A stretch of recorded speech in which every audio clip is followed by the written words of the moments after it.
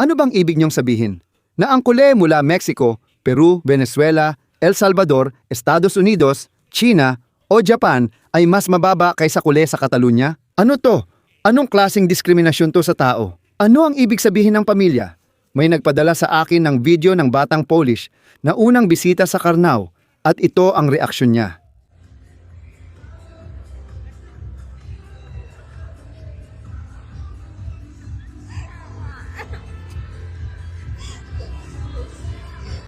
Hindi ka panipaniwala.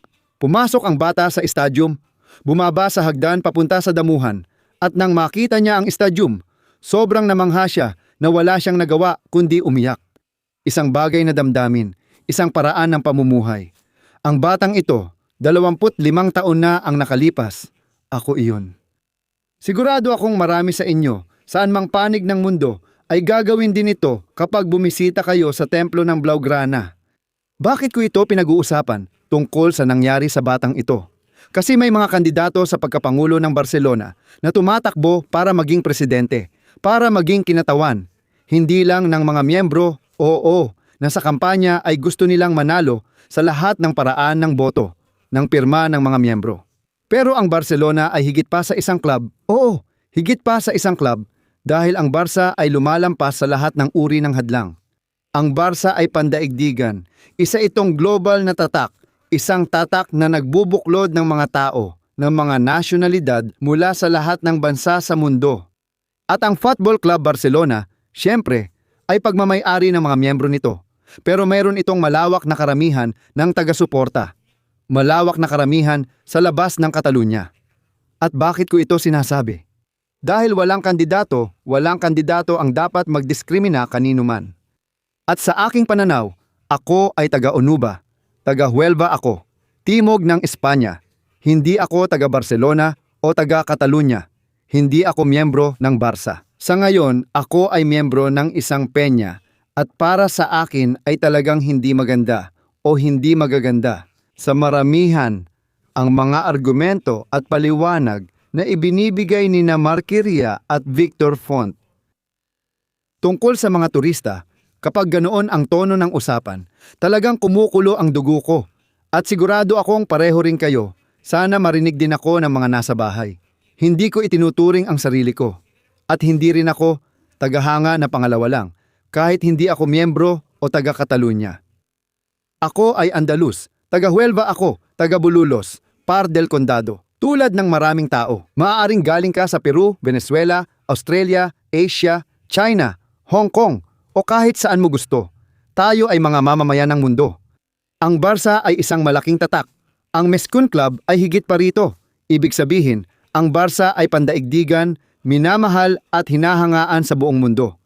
At ako, inuulit ko, bilang isang Andalus, nararamdaman kong ako ay kasing kulé o higit pa kaysa sa isang taga-Barcelona. At ito ay dapat maging isang dahilan ng pagmamalaki. Kung ako ay taga-Barcelona at miyembro ng Barca habang buhay, ako ay mapupuno ng pagmamalaki na may isang tao mula sa Valladolid, mula sa Andalusia, mula sa Venezuela, mula sa Puerto Rico, mula sa Bolivia, mula sa China, na taga-Barca na pupunta sa Barcelona. Gumastos siya sa pamasahe, sa biyahe, sa eroplano, sa hotel, sa pagkain, sa pagbili ng tiket, sa ticketing mga ginoong kandidato. Ang ticketing ay isa sa pinakamalaking pinagkukunan ng kita ng club. Paano nyo nagagawang tratuhin ng masama ang kulé na galing sa labas? Bakit kailangan nyong magdiskrimina at ilagay siya sa ikatlong palapag, gaya ng sabi ni Omar? Syria, bakit ganito kasakit? Bakit kayo nagyayabang tungkol sa pagiging miyembro kung ang mga miyembro ng Barca, karamihan sa kanila, hindi naman lahat? Dahil may ilan na talagang naging tapat sa sagisag na ito, pero ang karamihan ay iniwan ang Barca sa mga panahong napakahirap. At sa kanilang paglalakbay papuntang Montjuic, nanatili sila sa bahay, nagpainit sa kalan, at di umakyat ng bundok. Isang bundok na marami sa amin, tulad ko, ay inakyat at sinuportahan namin ang Barca sa Montjuic. Nasaan ang mga miyembro ng Barca noong panahon na iyon?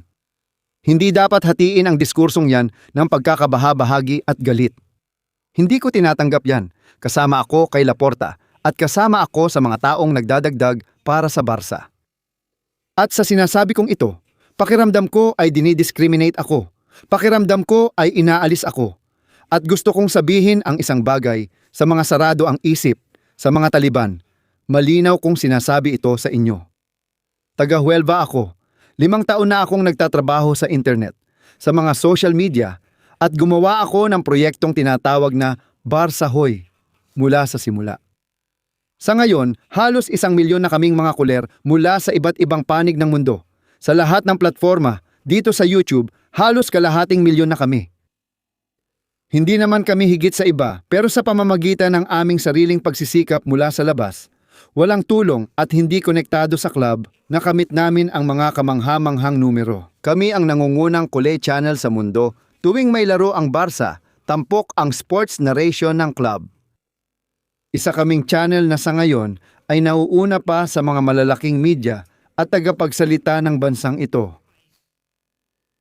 Cadena Ser at Cadena Cope, sabay na nakikipagkumpetensya sa YouTube giants na mas mataas sa kanila.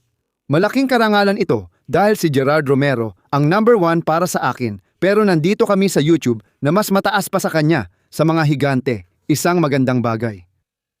Isang channel lang ang tumalo sa amin, ang Chiringuito Insight. Ano ang ibig kong sabihin dito? Na nakabuo tayo ng isang napakalaking komunidad ng mga tao mula sa Catalunya, mga taong miyembro ng Barsa at mga hindi miyembro.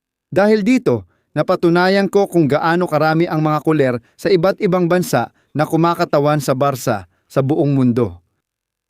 Sasabihin ninyo na ang mga taong sumusuporta sa akin at nanonood sa atin na kasama natin sa landas ay hindi karapat-dapat pumunta sa Camp Nou at umupo saan nila gusto basta nagbabayad sila ng tiket. Siyempre, dapat may prioridad ang miyembro at dapat may season pass siya.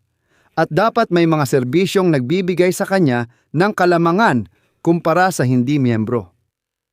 Pero, gaano kadali magsalita kung may season pass? Ang sitwasyon na nadatnan ko sa pintuan ay talagang dramatiko. Sakuna, isang barcha na wasak na. At gusto ninyong i-freeze at ibaba ang presyo ng season pass para sa mga miyembro. At gusto ninyong iwasan ang mga turista na hindi maging parang field ng mga turista ang stadium. Ang mga turista ang sumuporta sa club nitong mga taon, bumibili ng mahal na ticket at merchandise gaya ng suot kong Supercopa de España jersey na €200.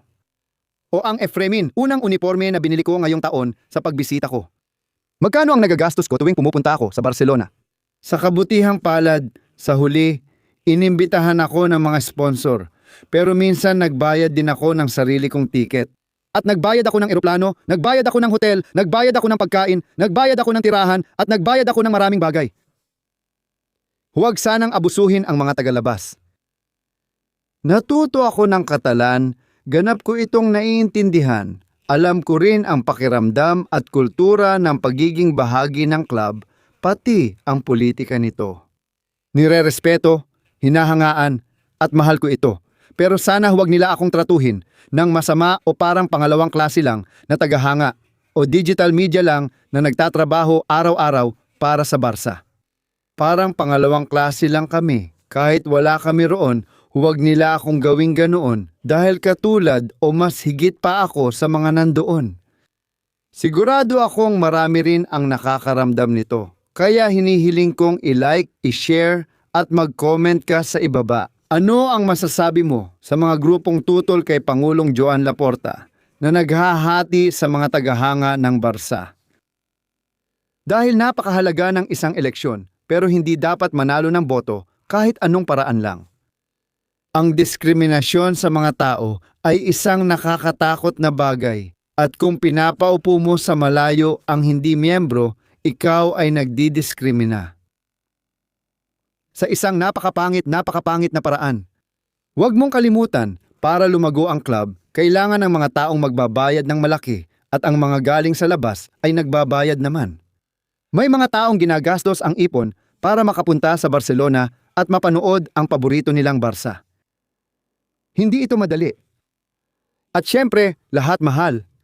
Gusto naming mas mura ang season pass at mga tiket para sa pamilyang kule. Syempre, tutol ako dyan at sigurado akong tutol din si Presidente Laporta.